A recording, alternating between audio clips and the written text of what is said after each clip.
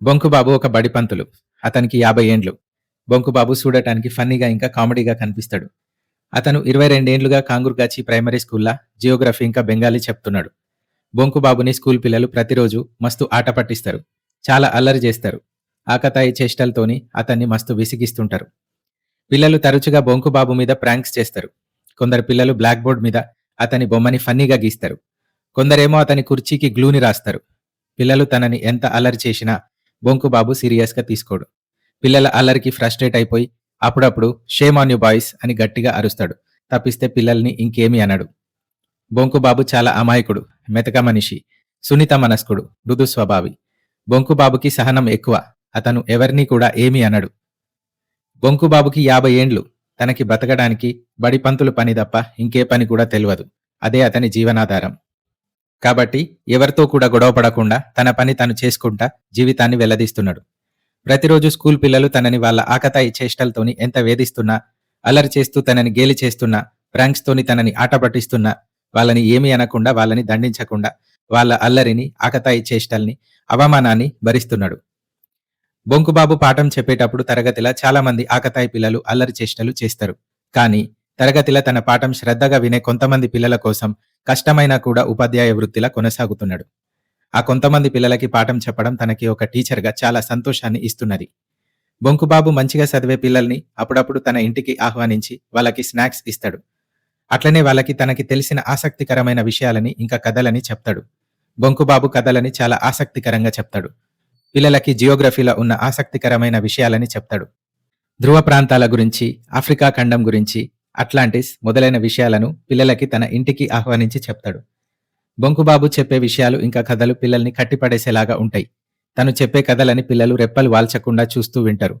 బొంకుబాబు వాళ్ళ ఊరిలా శ్రీపతి బాబు అనే ఒక పెద్ద మనిషి ఇంకా వకీలు ఉన్నాడు. ఇతను తన ఇంట్లో ప్రతి వీకెండ్ రోజున మీటింగ్ ని హోస్ట్ చేస్తాడు. ఈ మీటింగ్ కి బొంకుబాబు ఇంకా అతని ఫ్రెండ్స్ ప్రతి వారం వెళ్తారు. ఈ మీటింగ్ లో అందరూ వాళ్ళ ఊరిలా, దేశంలా, ప్రపంచంలో జరిగే విషయాలను మాట్లాడుకుంటా కాలక్షేపం చేస్తారు.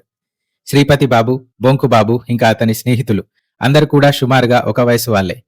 వాళ్లలో చాందిబాబు, నిధుబాబు, రామ్ఖనా ఇంకా భైరవ్ చక్రవర్తి ఉన్నారు. దాదాపుగా అందరూ కూడా మధ్య వయసు వాళ్లే. ప్రతిరోజు బొంకుబాబుని పిల్లలు స్కూలులా ఆట పట్టిస్తారు. తన మీద జోకులు వేస్తారు. చాలా అల్లరి చేష్టలు చేస్తారు. ఇదంతా బొంకుబాబుకి కొత్త కాదు. ఎన్నో ఏండ్ల నుంచి ఇదంతా భరిస్తున్నాడు.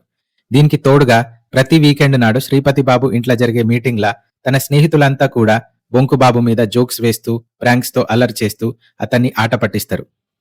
బొంకుబాబు వర్కింగ్ డేస్ అప్పుడు స్కూలులా ఇంకా వీకెండ్ రోజున శ్రీపతి బాబు ఇంట్లో జరిగే మీటింగ్లా అవమానాలని ఎదుర్కొంటున్నాడు.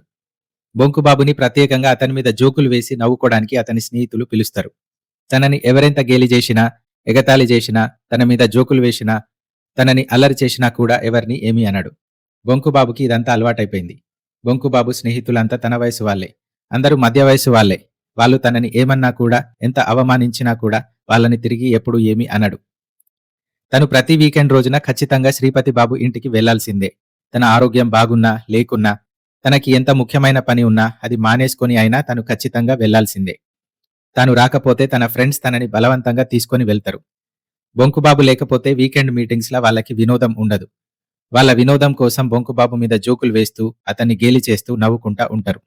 తన స్నేహితులు తన మీద వేసే జోకులకి, వాళ్ళు చేసే అవమానానికి ప్రతిసారి బొంకుబాబు మీటింగ్స్ కి రావద్దు అని అనుకుంటాడు. కానీ అతను రాక తప్పదు.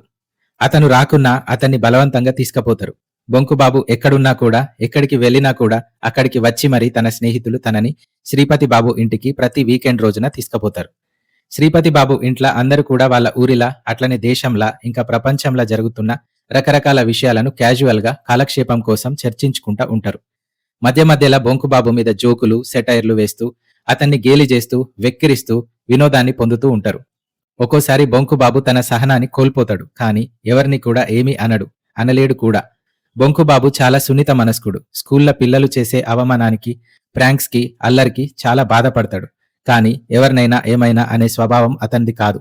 ఇది సాకుగా తీసుకొని బొంకుబాబుని స్కూళ్ల పిల్లలు ప్రతి వారం శ్రీపతి బాబు ఇంట్లో జరిగే మీటింగ్ల అతని స్నేహితులు వాళ్ళ చేష్టలతో తనని వేధిస్తూ, అల్లరి చేస్తూ, తనని బాధ పెడుతూ ఉంటారు.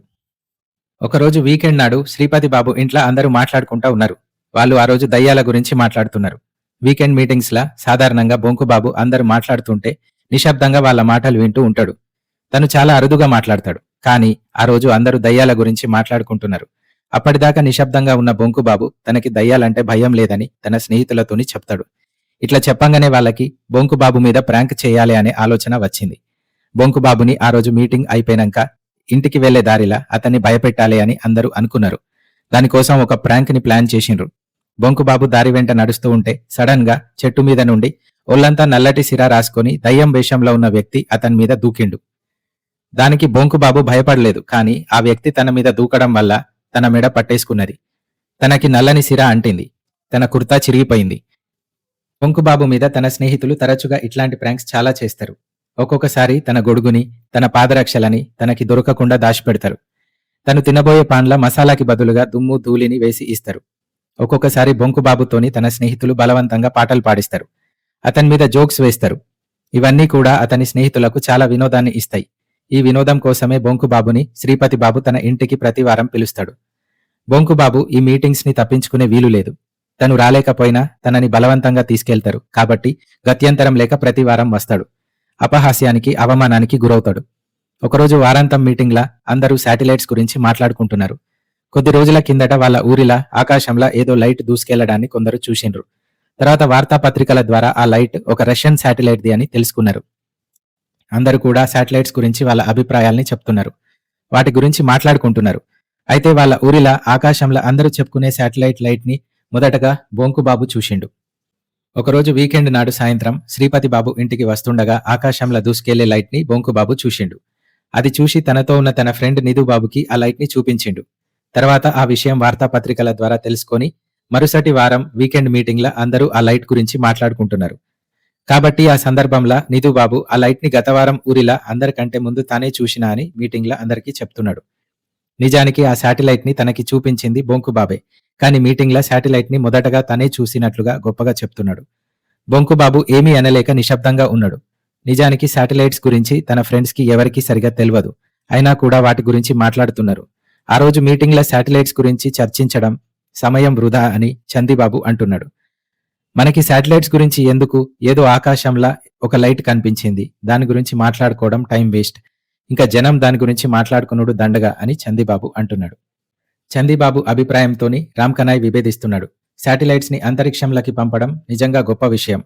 మనుషులందరూ గర్వపడాల్సిన విషయం. మానవ మేధస్సుకి ఇది నిదర్శనం అని రామ్కనాయ్ అంటున్నాడు.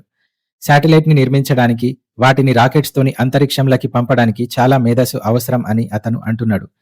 శాటిలైట్స్ టాపిక్ ని ఇక్కడికి ఆపేద్దాం అని నిధుబాబు అంటున్నాడు. శాటిలైట్స్ లా పెద్ద గొప్పేమున్నది? అవి భూమి చుట్టూ బొంగురాల్లాగా తిరుగుతాయి. మనం స్విచ్ వేస్తే ఫ్యాన్ తిరిగినట్లు శాస్త్రవేత్తలు స్విచ్ వేసి రాకెట్ తోని శాటిలైట్స్ ని అంతరిక్షంలోకి పంపుతారు. దీంట్లో పెద్ద గొప్పేమున్నది అని నిధుబాబు అంటున్నాడు. భైరవ్ చక్రవర్తి ఇట్లా అంటున్నాడు. భవిష్యత్తులో ఏలియన్స్ వచ్చి భూమిని ఆక్రమించుకుంటారేమో అంటున్నాడు.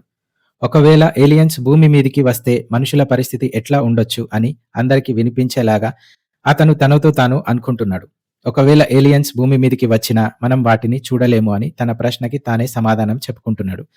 ఇట్లా ఆ రోజు అందరూ శాటిలైట్స్ ఇంకా ఏలియన్స్ గురించి టీ తాగుతూ మాట్లాడుకుంటున్నారు. బొంకుబాబు మీటింగ్లా ఎప్పుడైనా అందరూ మాట్లాడుతుంటే వింటాడు. చాలా అరుదుగా మాట్లాడతాడు. ఆ రోజు మీటింగ్లా ఏలియన్స్ టాపిక్ వచ్చింది కాబట్టి బొంకుబాబు మాట్లాడిండు. ఆకాశంలా మన ఊరిలా మనకి శాటిలైట్ కనిపించినట్టుగానే ఒకవేళ మన ఊరికి ఏలియన్స్ రావచ్చేమో అని అంటున్నాడు. బొంకుబాబు ఇట్లా అనేసరికి అందరూ నవ్వుతున్నారు. తన పక్కనే ఉన్న భైరవ్ చక్రవర్తి బొంకుబాబు మాటలకి అందరికంటే గట్టిగా నవ్వుతూ బొంకుబాబు వీపు మీద బలంగా చరిచిండు. ఒకవేళ ఏలియన్స్ భూమి మీదికి వస్తే ఏ లండన్కో, ఏ న్యూయార్క్కో, ఏ మాస్కోకో వెళ్తారు. కానీ మన ఊరికి ఎందుకు వస్తరురా అని బొంకుబాబుతో భైరవ్ చక్రవర్తి అంటున్నాడు. ఒకవేళ ఏలియన్స్ మన ఊరికి వస్తే మాత్రం ఖచ్చితంగా, ప్రత్యేకంగా నిన్ను చూడటానికే వస్తరురా, ఎందుకంటే ఏలియన్స్ కంటే కూడా నువ్వు వింతగా ఉన్నావు కాబట్టి అని భైరవ్ చక్రవర్తి అన్నాడు. అవును, ఏలియన్స్ వస్తే బొంకుబాబుని తీసుకుపోయి వాళ్ళ మ్యూజియంలో పెట్టుకుంటారు అని అందరూ తమాషాగా అంటున్నారు. అతని వైపు అందరూ చూసి గట్టిగా నవ్వుతున్నారు. అందరూ తనని చూసి నవ్వుతున్నారు. బొంకుబాబు నిశ్శబ్దంగా కూర్చున్నాడు. అందరూ తనని ఎగతాళి చేస్తుంటే తన కళ్ళకి నీళ్లు వచ్చినాయి. తను ఇక అక్కడి నుండి తన ఇంటికి వెళ్ళాలే అనుకున్నాడు. ఇంటికి వెళ్ళడానికి సిద్ధమైండు. ఎందుకు ఇప్పుడే వెళ్తున్నావు? రేపు సెలవే కదా, ఇంకా కొద్దిసేపు కూర్చో, టీ తాగు అని శ్రీపతి బాబు బొంకుబాబుని అంటున్నాడు. లేదు, నేను ఇంటికి వెళ్లి స్కూల్ పిల్లల ఆన్సర్ షీట్స్ ని దిద్దాలి అని బొంకుబాబు చెప్పి ఇంటికి బయలుదేరిండు. తన స్నేహితులందరూ బొంకుబాబుని ఒరేయ్ బొంకు జాగ్రత్తగా వెళ్ళురా, ఈరోజు అమావాస్య, దయ్యాలకి ఇష్టమైన రోజు, దారిలో దయ్యాలు ఉంటాయిరా అని తమాషాకి అంటున్నారు. బొంకుబాబు ఇంటికి బయలుదేరిండు. తను వెళ్లే దారి పొడుగున వెదురు చెట్లున్నాయి. వాటి మధ్యల నుండి నడుస్తూ ఇంటికి వెళ్తున్నాడు. తన చేతిలో టార్చ్ లైట్ లేదు, లాంతరు కూడా లేదు. తను ఇంటికి తొందరగా వెళ్ళాలి అని ఎప్పుడూ కూడా వెళ్లే దారిలా కాకుండా వేరే దారిలా వెళ్తున్నాడు. ఈ దారి తనకి తెలుసు. ఈ దారిలా ఎవరు కూడా ఎక్కువగా వెళ్లరు. అప్పుడప్పుడు ఈ దారిలా బొంకుబాబు తన ఇంటికి వెళ్తాడు. ఈ దారంతా చీకటిగా ఉన్నది. అసలైతే ఆ దారంతా మిడతలు చేసే శబ్దంతోని మారుమోగుతూ ఉంటది. కాని ఆ రోజు చాలా నిశ్శబ్దంగా ఉన్నది. బొంకుబాబుకి ఇది విచిత్రంగా, అసాధారణంగా అనిపించింది. తాను ఈ దారిలో వెళ్లిన ప్రతిసారి మిడతలు విపరీతమైన శబ్దం చేసేవి. ఈసారి ఆ శబ్దం లేకపోయేసరికి తనకి ఆశ్చర్యంగా అనిపించింది. తను ఒక 20 గజాలు ముందుకి నడవగా తనకి ఒక వెలుగు కనిపించింది. మొదట ఆ వెలుగుని మంట అనుకున్నాడు. వెదురు చెట్ల మధ్య కొంత స్థలం మొత్తం గులాబీ రంగుతోని వెలుగుతున్నది. బొంకుబాబు ఆ వెలుగుని చూస్తూ ముందుకి నడుస్తున్నాడు. తనకి ఒక వింత శబ్దం వినిపించింది. ఎవరో ఫ్లూట్ లాంటి వాయిస్లా గట్టిగా హమ్ చేస్తున్నట్లుగా ఆ శబ్దం ఉన్నది. ఆ శబ్దం నిరంతరాయంగా వస్తున్నది. బొంకుబాబుకి అసలేం జరుగుతున్నదో తెలుస్తలేదు. అతను కలలో కూడా ఇట్లాంటి విచిత్రమైన సన్నివేశం చూడలేదు. ఇంకా ముందుకి నడవగా చాలా పెద్దగా ఉన్న ఒక గ్లాస్ బౌల్ ఆకారాన్ని చూసిండు. ఆ ఆకారం ఒక గ్లాస్ బౌల్ తలకిందులుగా ఉంటే ఎట్లా ఉంటదో అట్లా ఉన్నది. భూమికి కొంచెం ఎత్తుగా గాలిలా ఆ ఆకారం ఉన్నది. అది ఒక అంతరిక్ష వాహనం లాగా ఉన్నది. ఆ అంతరిక్ష వాహనం ఊపిరి పీల్చుకుంటున్నట్లుగా ఉన్నది. దాన్ని దగ్గర నుండి చూడటానికి బొంకుబాబు వెళ్ళిండు. దగ్గరికి వెళ్ళంగానే తన శరీరం నుండి ఎలక్ట్రిక్ కరెంట్ పాస్ అయినట్లుగా తనకి అనిపించింది. బొంకుబాబు ఆ ఎలక్ట్రిక్ కరెంట్ వల్ల కదలకుండా ఉండిపోయిండు. తన కాళ్ళకి, చేతులకి కనిపించని తాళ్లు కట్టి బంధించినట్టుగా తనకి అనిపించింది.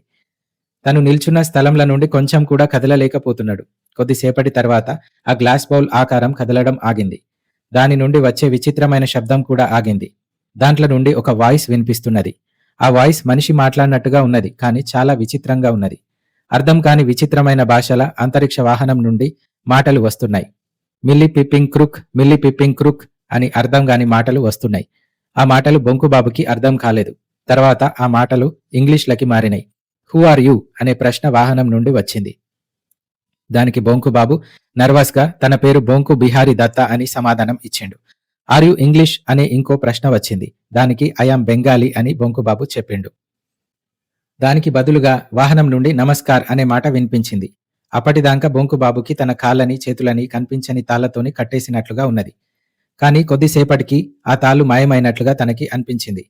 ఇప్పుడు అంతరిక్ష వాహనంలా ఒక విచిత్రంగా కనిపించే వ్యక్తి కనిపిస్తున్నాడు. అతని శరీరం మొత్తం గులాబీ రంగులో ఉన్నది. జుట్టు లేకుండా బోడిగుండుతో తన తల గుండ్రంగా ఉన్నది.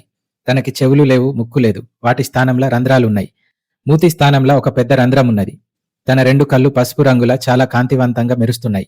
ఆ విచిత్రమైన వ్యక్తి నా వైపు నడుస్తూ వస్తున్నాడు.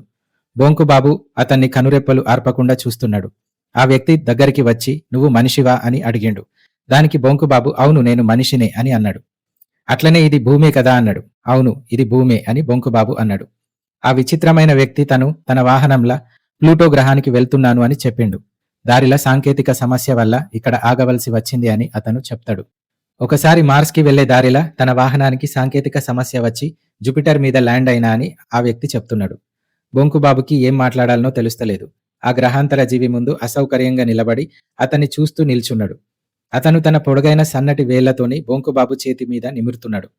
తనని తాను బొంకుబాబుకి పరిచయం చేసుకున్నాడు. తన పేరు యాంగ్ అని, తను క్రేనియస్ అనే ప్లానెట్ నుంచి వచ్చినా అని చెప్పిండు. మేము మీ మనుషుల కంటే గొప్ప జీవులమని యాంగ్ చెప్తున్నాడు. యాంగ్ చెప్పింది విని బొంకుబాబు నవ్వుతున్నాడు. ఎందుకంటే యాంగ్ 4 అడుగులు మాత్రమే ఉన్నాడు. తన కాళ్ళు చేతులు సన్నగా ఉన్నాయి. తన ముఖం విచిత్రంగా ఉన్నది. తనని చూసి బొంకుబాబు నవ్వడంతో యాంగ్ తనతో అన్నాడు, మేము మీ మనుషులలాగా అందంగా ఉండకపోవచ్చు, కానీ మీకంటే మేము గొప్పవాళ్ళము అని నేను నిరూపించగలను అని అన్నాడు. దాంట్లో భాగంగా నీకు ఎన్ని భాషలు వచ్చు అని యాంగ్ బొంకుబాబుని అడిగిండు.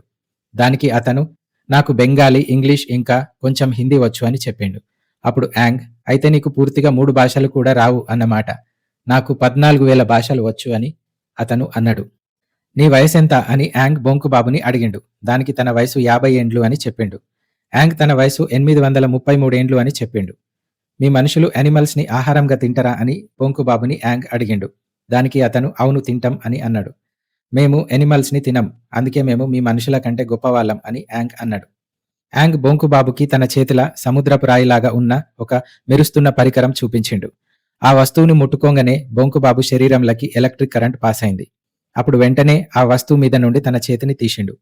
ఇప్పటిదాకా నిన్ను బంధించింది ఈ వస్తువుతోనే అని యాంగ్ బొంకుబాబుతోని అన్నాడు. ఈ విధంగా ఎదుటి వ్యక్తి మాకు హాని చేయకుండా, మేము వాళ్ళకి హాని కలిగించకుండా మమ్మల్ని మేము రక్షించుకుంటాం అని అతను అన్నాడు. ఈ విధంగా కూడా మేము మీ మనుషుల కంటే గొప్పవాళ్ళం అని యాంగ్ అన్నాడు.